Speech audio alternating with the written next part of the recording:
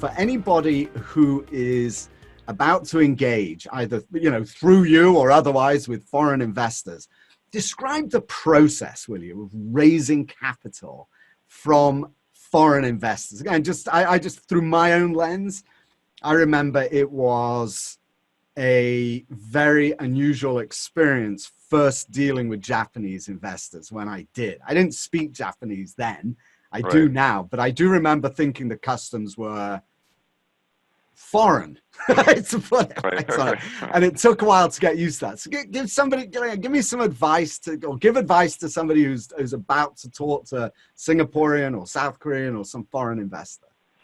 Right. I mean, that's a really good point. I mean, the culture is totally different than U.S. culture, or customs in terms of the way they do business. I mean, in most cases, we've been doing this for years, and we've gone to Singapore, Korea, South Korea, and Japan, and and also in the Middle East, for years.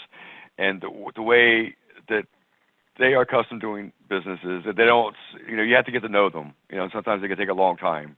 You have to go to dinner with them or go to their little, their personal events they have in South Korea where they have, it's like I forget what they call the rooms, but it's, we go out and you have a drinking party, so to speak, with them at night to really get to know them and bond. And it takes time to do that. And you really have to do that first before you can even get in the door of your deal. Like, I always compare it to like this. Like, if you have a deal, like a good deal in the U.S., you could take it to anybody here on Park Avenue by my office, any of the funds, and they would talk to you, even if you didn't know them, if it was a good deal. In foreign countries, Asia and the Middle East, it doesn't matter how good the deal is. They're not going to talk to you first until they know you, like me as the broker, even, not even the owner, for me to present it to them. It just takes a process, to really get into certain investors, for them to look at your deals and to fund it. And we've been doing that for years. So we have a good relationship with all these investors. And a lot of times what happens as well, at least with us, is, we work with one investor, either a high net worth family overseas or even institution, and everybody knows everybody in every country because the countries are small. So everybody knows everybody.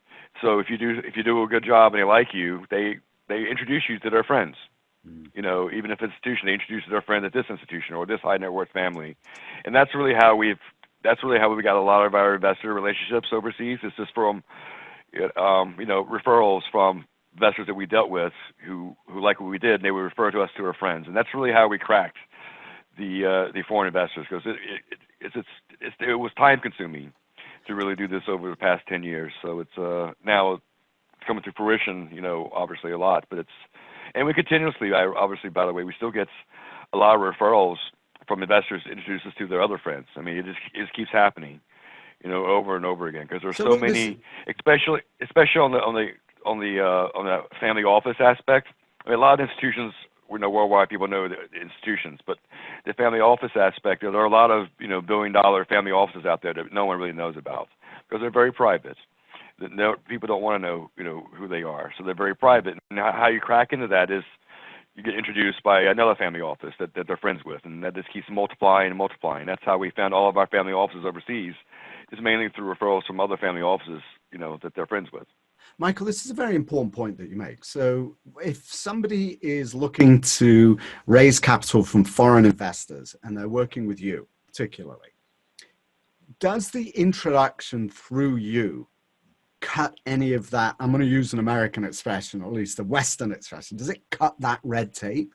Or is that sponsor still going to have to spend time to get to know the investor on a one-to-one level, etc.?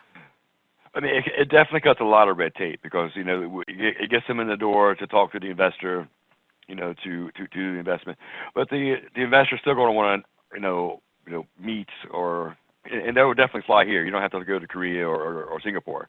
They have no problem coming here to meet you, and they want to see your office. But it definitely cuts a lot of red tape, and we've done deals with foreign investors within 60 days. From introducing them to the deal plus the sponsor, and then 60 days later we close. So it's not a long drawn out process because we've cut a lot of that red tape out already by our relationships. We've earned the trust from these investors to know that we're going to present them with, good sponsors and good deals. So they trust us in that aspect to spend the time, with someone we introduce them to. They would spend the time and underwrite the deal and the sponsor faster than they would if the sponsor, called them directly. Because, a lot of times, the sponsor Right. try to call directly and they get nowhere. That's right. You find a number on the website. Excuse me, hello. Right. Right. Can I speak to the boss, please? I want to see if he wants to invest in my deal.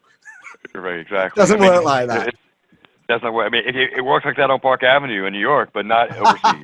Right.